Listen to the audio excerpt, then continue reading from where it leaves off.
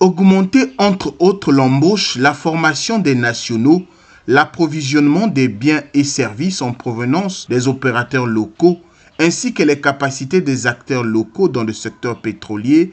C'est dans cet esprit que se tient depuis le jeudi 21 mars 2024 à Brazzaville la première édition de la table ronde sur le contenu local dans le secteur pétrolier au Congo, organisée par le ministère des Hydrocarbures. C'est autour des panels que cette plateforme d'échange et de réflexion a permis aux différentes sociétés locales de présenter leurs enjeux et perspectives, mais aussi faire le bilan, à l'instar de la société AOGC qui entend être le deuxième opérateur dans ce secteur après la SNPC. Lors de cette réunion, AOGC s'inspire également des expériences des autres pays, mais l'action d'AOGC s'inclut dans la vision et la continuité du chef de l'État, son Excellence Denis Sassou Nguesso, qui, avec la mise en place du Code des hydrocarbures en 2016, avait fait en sorte que dans tout contrat pétrolier, les sociétés privées nationales puissent avoir un intérêt minimal de 15%, allant jusqu'à 25% sur les champs matures.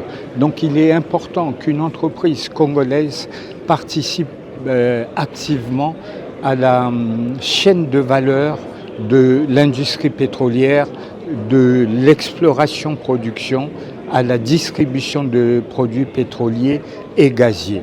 C'est important que les nationaux soient davantage présents sur cette chaîne de valeur des ressources naturelles et de leur transformation. Évoluant dans la distribution de biens et services tels que le gaz, la société Faki Congo salue et apprécie cette initiative.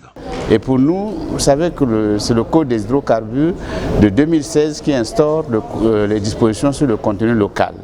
A priori, l'objectif, c'est assurer le développement des entités nationales, de la formation aussi de Congolais et la participation du Congo ou des entreprises nationales, privées nationales aussi, à l'effort du développement. Donc ici, nous avons l'avantage ici de venir apprécier ce que notre pays fait et avoir aussi l'information sur ce que d'autres pays font. Donc, nous avons des pays comme l'Algérie, le Nigeria, le Ghana qui sont ici représentés.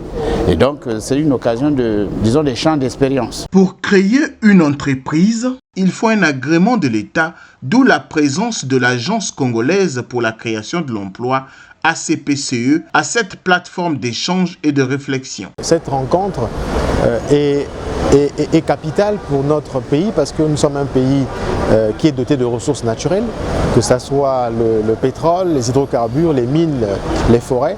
Mais toutes ces ressources naturelles, tenant compte de notre difficulté en termes de dotation de ressources financières et techniques, le pays ne dispose pas toujours de la capacité d'exploiter ces ressources. C'est la raison pour laquelle l'État fait appel aux entreprises extérieures qui ont des capacités techniques et financières suffisamment fortes pour aider le pays à transformer ses ressources naturelles. Au cours des panels, plusieurs thématiques seront abordées par les participants, à savoir la présentation des politiques de contenu local au Congo et en Afrique, les plans de recrutement et programmes d'achat et de services, période 2024-2025, l'accompagnement des PME congolaises et les réalisations des projets sociaux contractuels.